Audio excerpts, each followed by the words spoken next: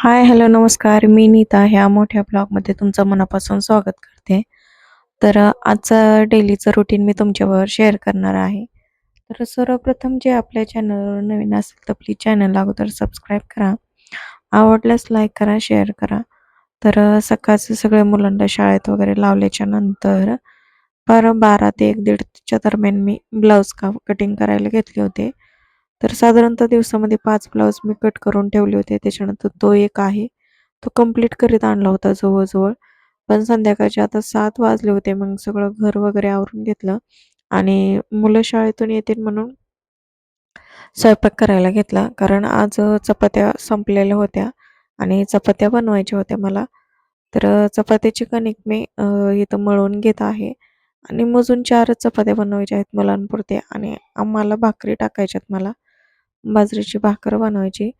कारण मला भाजीच्या बेतामध्ये आज आपल्याला बेसन बनवायचं आहे. तुम्ही संध्याकाळच्या जेवणामध्ये काय बनवता? झटकीपट बनवायचं असेल तर नक्की कमेंट करून सांगा. आणि आज मला पण थोडंसं भाजीला काही नसल्यामुळे आणि सारखं तेच-तेच खाऊन पण कंटाळा आला होता. म्हणलं चला आज आपल्याला वेगळं काही नाही, पण जे आपण मिस करतोय ते खाल्लंच पाहिजे. म्हणून मग मी इथं कणिक मळून घेतली आणि बेसनाची तयारी पण करायला लागले. बेसनाची तयारीच करायची. 4 चपात्याची कणिक इथं मी मळून घेते.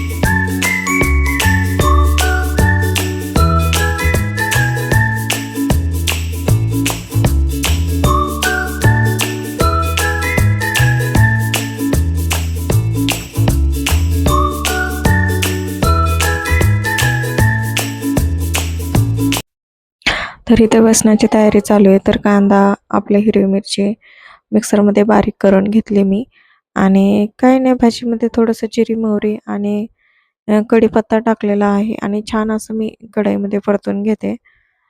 आणि खूप रेसिपी आहे. नक्की घरी ट्राय करून बघा. मला वाटतं शक्यतो सगळ्यांना जमत असेल, कारण खेड्यापाड्याने आठवड्यातले 3 दिवस म्हटले तरी हा पदार्थ बनवला जातो बेसन. तुम्ही बनवता का? नक्की कमेंट करून सांगा. आणि आमच्यात कसं आहे, ज्यावेळेस आम्हाला भाजीला काही नाही आठवत त्यावेळेस आम्ही ही भाजी नक्की ट्राय करतो. आणि मग हे हिरवी मिरचीचं वाटण पण मी ह्याच्यामध्ये टाकते. तरीही तर मुलगी आली तिचं सारखं चाललेलं आहे. भाजीमध्ये काय बनवते मम्मी? म्हणलं आज बेसन बनवते. म्हणली मला जेवायचं. मग तिच्यासाठी मी चपाती बनवायला घेतल्या होत्या. पण म्हणलं थांब, भाजी बनते आहे. थोड्या वेळ थांबली मग ती आणि शाळेतून आल्याच्या नंतर बाहेर खेळायला खेळायला गेल्यामुळं जेवायचं तिने थोडंसं कॅन्सल केलं. तर म्हणलं चला आता आपण टाईमपास करून नाही जमायचं, स्वयंपाकाला लागावं लागेल. तर मी इथं फास्टमध्ये स्वयंपाक बनवायला घेतला होता. कारण मला परत ब्लाऊज शिवायचा आहे. तर ही कोथिंबीर वगैरे मी अशी डब्यामध्ये ठेवते. तुम्ही कशी ठेवता नक्की कमेंट करून सांगा.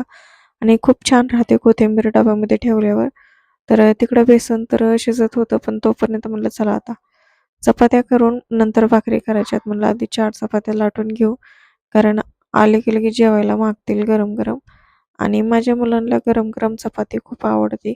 तुमची आवडते का नक्की कमेंट करून सांगा. आणि हा ब्लॉग ह्या ब्लॉगवर जर नवीन असेल तर प्लीज चॅनल अगोदर सबस्क्राईब करा, लाईक करा, शेअर करा.